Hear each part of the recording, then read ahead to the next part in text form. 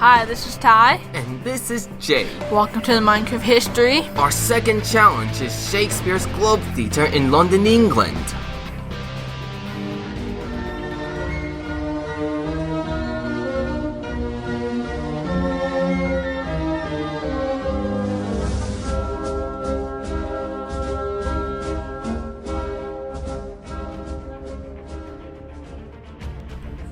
Building the Globe Theatre wasn't easy in Minecraft or in history. The Globe Theatre was made possible by Shakespeare's acting company, the Lord Chamberlain's Men. They wanted their own playhouse because they wanted to compete with other acting companies like the Admiral's Men. To make matters worse, the expiry date on their lease of their old theatre was coming up in 1597. In that year, the landowner sought to break the house down. The Lord Chamberlain's Men decided to purchase Blackfriars, a former monastery, which they want to use as a theatre. But the rich and powerful didn't like their ideas. Meanwhile, Giles Allen, the landlord of their old theatre, wants to dismantle the one for his own plans. However, the Lord Chamberlain's Men decide to dismantle their own building because they're the owners of the wood of their old building, even if they don't own the land. The men decided to borrow materials from Giles Allen's theatre to build the globe. They moved all that stuff across the lake, take all your rival's stuff, and go across the River Thames. Giles Allen is furious and sues the Lord Chamberlain's Men, taking them to court. The Lord Chamberlain's Men wins this matchup. They're allowed to produce plays at two theatres, Blackfriars and the Globe. The Globe Theatre is a very large, round building. The original Globe Theatre was made out of wood and white stuff called plaster. Our Minecraft Globe Theatre is made out of birch, dark oak woods with quartz for the plaster. The roof of the original Globe Theatre was made with thatch. Thatch is made out of straw or dyed reeds. The roof of the Minecraft version made of hay bales. In 1598, at the door of the Globe Theatre, there is a doorkeeper who keeps bad people out. The doorman is scary looking, but he is very important because he could break up fights. The Globe Theatre can hold about 4,000 people. 1,000 of were poor people who stood on the ground to watch the whole play. They were called the Stinklings. The Stinklings had to pay 1 penny to stand. What a pain! The top 2 floors can hold 2,000 to 3,000. You might see a large lineup out front. The stage isn't very big, but the most space is used for seats for the rich audience. The rest of the space is for the Stinklings. In the galleries, the rich people sit on the top floor. You can see the cannon from the galleries that announces when the play is about to start. In the galleries, there are drinks. It's nice smelling, it's not crowded, and there is lots of room.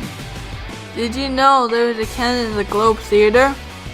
The cannon was in the attic above the stage. The cannon was used to let people know a play is going to start, and for announcing the important character was coming on the stage.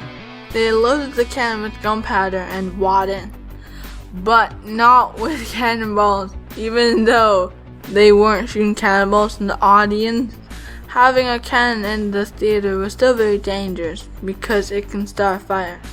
In 1613, a fire started in the Globe Theatre and burned it down. It only took 2 hours. The stage manager and the stagehand are hidden away, behind or under the stage. Without them, there wouldn't be a show. No sound effects, no one would come to the show. The stage manager gets people to get ready for the play, such as wearing the costumes. The stagehand makes sound effects for the play, and it is a tough job because he has to make sounds under the stage. Ow! The Globe Theatre prompts were used for the characters to use in their plays. They wanted to make the audience more excited and suspenseful. The better the spectacle, the better the audiences, and greater the profit. Much like the modern theater we enjoy today. The prompts were needed to make it like a movie scene, and the theater prompts are still used today. More prompts were now used in theaters because they were permanent. Before there were permanent theaters, they were performed by traveling acting troupes. And there wasn't enough room, and it was a little cramped. If any of you want to go to London, make sure you get tickets for the Globe Theatre. Make sure you pay well so you don't have to be a stinkbug. Did you know that one of Shakespeare's most famous plays is said to be cursed? The actors often take curses seriously, and they take the curse of Macbeth most seriously of all. Saying Macbeth is restricted. If you say the word "Angels and Ministers, grace defend us," the quote was used in Hamlet, one of William Shakespeare's plays. Just in case, this will keep you safe from the curse. The play brings bad luck to the cast and crew. Another way to beat the curse is to leave the room when you say Macbeth. Close the door, spin around 3 times, say something bad, then knock on the door to be let back in. James banned the play in 1606. He found the play too scary and realistic. He thought he would be cursed just like Macbeth. Here are 3 examples of the spooky Scottish play. One of the actors in the old days who played Lady Macbeth became feverish and died backstage. It was during the first performance of the play, and Shakespeare himself was there.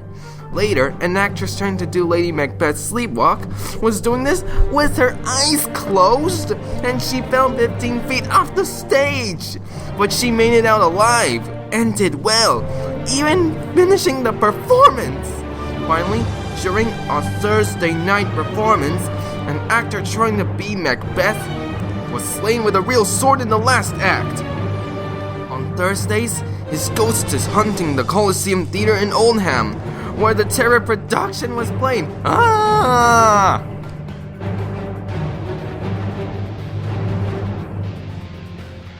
Another challenge video down. Make sure you leave a comment down below for our next extreme history challenge. And anyone want to see a Minecraft Shakespeare play? Check some of his plays, let us know which play and scene you'd like to see us to do, and we'll work on it. Cheerio!